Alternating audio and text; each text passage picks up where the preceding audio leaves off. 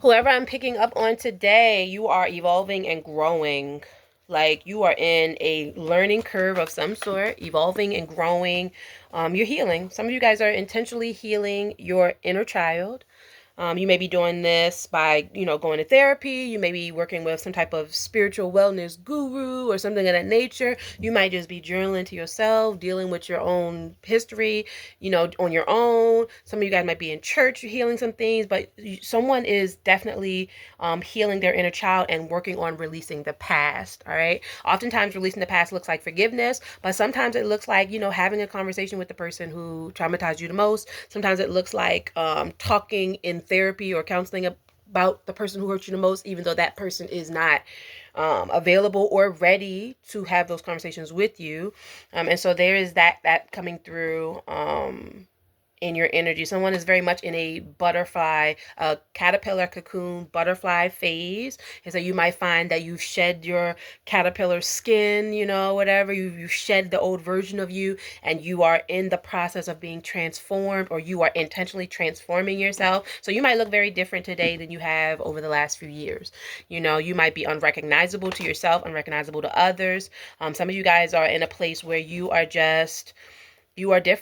You are different, and you can tell. You can feel it. You're different and you can feel it. Quite a few of you guys are coming into knowing your worth. All right. This could be professionally speaking. This could be relationship speaking. This could just be the way you treat yourself. You just know that like you deserve better. You're worth more. And so you are at this place where you're realizing that. And you're ready to do the work to sort of start appreciating yourself. All right, you're ready to do the work to start maybe even attracting the life that you feel like you deserve, attracting relationships you feel like you deserve. You're in that space of just like enough is enough.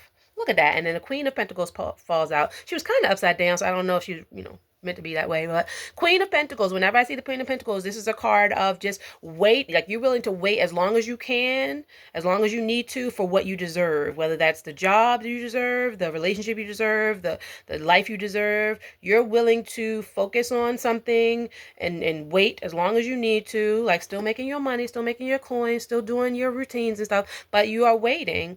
The queens are always that receptive energy, that somebody's giving to you, and so you're willing to wait for what you deserve. And some of you guys have been waiting a really long time. Let me just say that. Some of you guys are impatiently waiting. You're impatient. That's why the queen was upside down. You're like, I'm tired of waiting. Enough is enough. I'm about to go do something. I'm about to go take action and get what I deserve. Some of you guys are in that energy.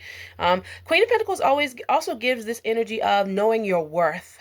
So for some of you guys, you may either you may know your worth, or you may not know your worth. You may be coming into realizing your worth, or some of you guys may be completely oblivious to the fact that you are worth more than what you're receiving.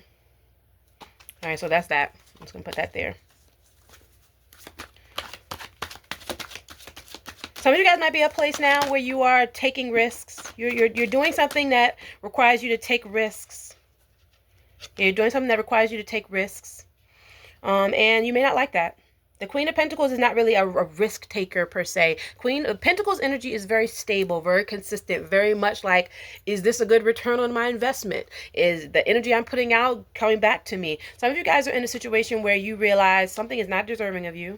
All right, it is time for it to go. It's not deserving of you. You are putting out way more energy than you're receiving, or you're putting out way more something than you are receiving. It's like something is just not worth your time, your energy, your commitment, you. It's not worth you being there.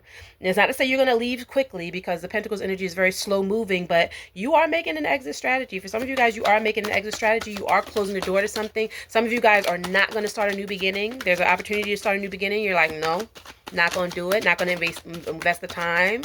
Maybe something was presented to you and you're like, no, this is not it. This is not it.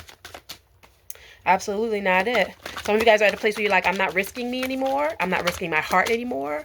I'm not taking a chance like that anymore. No. If I decide to do something, I thought a card came out. If I decide to make a choice, I want it to be a wise choice. A card did come out. There it is. It's flipped over. Where'd you go? Where'd you go?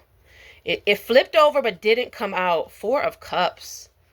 All right. For some of you guys, there is a relationship situation, Maybe someone is offering you something that will be emotionally fulfilling. Maybe someone's offering you love, or maybe someone from your past is coming back and they're saying, "Hey, let's try this, let's do this," and you are resistant. You like, look at her, her arms crossed, arms folded. That's the universal.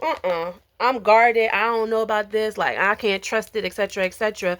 And so you might find that either the opportunity has come around, or some old emotional connections or situations have resurfaced or something like that, and they maybe want you to invest emotionally in a situation, and you're just like, nah. You can see clearly now. Now you know your worth. So now you're not just accepting any old thing from any old body just because they want to be connected to you. You like, no, no, no.